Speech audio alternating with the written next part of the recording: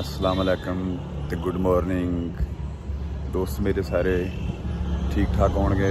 उम्मीद करदा जिहड़े नहीं ठीक अल्लाह ताला की ज़ात उन्होंने शिफा देवे हैं। पिछे तो बदलों का सीन ही बहुत बनया खलोता यार। अज तो सारी गल ही मैनू भुला दी हैगी। अज का कोई काम का शेड्यूल है, पौधों की कटाई करनी है, माली साहब नूं लैके आए हैं तो चलते हैं तुहानूं चैक करवाने भी किस तरीके कटाई करनी हैगी। तो जिहड़े दोस्त साडे चैनल ते नवे आए हैं वो साडे चैनल नूं सबसक्राइब कर देण। तुहाडीआं मददां दा शुक्रिया।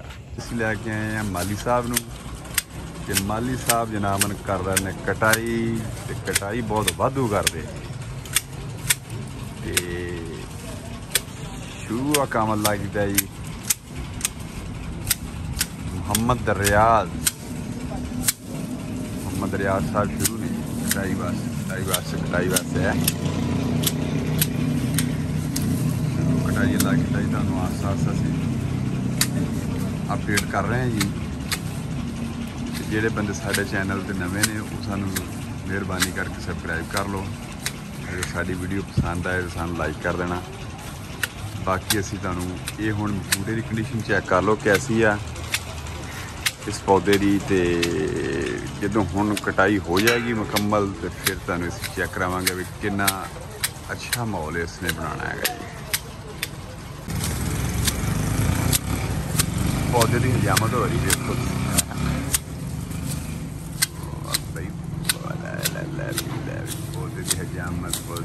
पौधे की हजामत करती मौली साहब ने।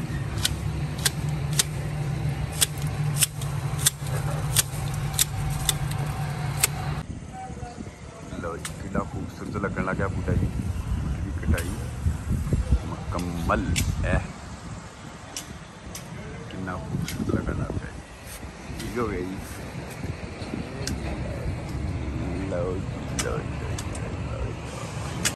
लो जी रात दी राणी दी कटाई भी होगी। ये भी छिली मुछेगी बेचारी। नाल ए हैगा जी मरवा मौली साहब मरवा जी मरवा। इन्हें भी कोई माड़ा मोटा सैट कर दें ये लगे। लो जी मरवे की सैटिंग हो रही। मरवा इन फुल लगता है मोती की तरह जी। तो मौली साहब कहते माड़े माड़े पछ लाने है भी सैटिंग बनानी जी। इस तरीके वाल नहीं सैट करने होंगे कहते जी। ये अपना ना कोई सैटिंग बन जाएगी तो ये लग किता बहुत सोहना लगन लग पैना इसने जी।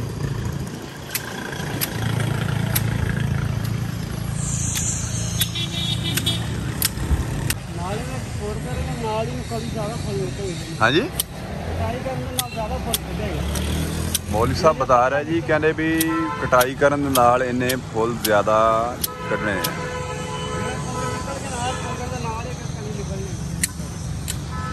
इधर अपने सोलर पैनल भी लगा हुआ जी। किस टाइम का मेरा भी विजिट करवाने जी। हाँ जी लो जी बूटे की खूबसूरती चेक करो क्या सीन बन गया इन्होंने जी। लो जी स्टार फैक्स की कटाई शुरू हो गई है जी। पहला तकरीबन मेरी पोजिशन चेक कर लो तुम 6-4 जाइए खाता तो इस बाद फिर तुम देख रहे हो कटाई कर गई। लो जी तकरीबन मेरी कटाई मुकम्मल हो चुकी है।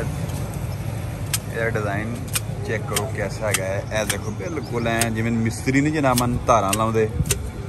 मौली साहब ने इस तरीके दी पकड़ के धारा ला दी बिल्कुल सीधा एस्टेट। थोड़ा जहा तुम दूर करके चेक कराया जाए क्या खूबसूरती बनती भी बूटे की यार। नज़र ना हो जाए यार बूटे नूं बस। बाकी खैर मेरा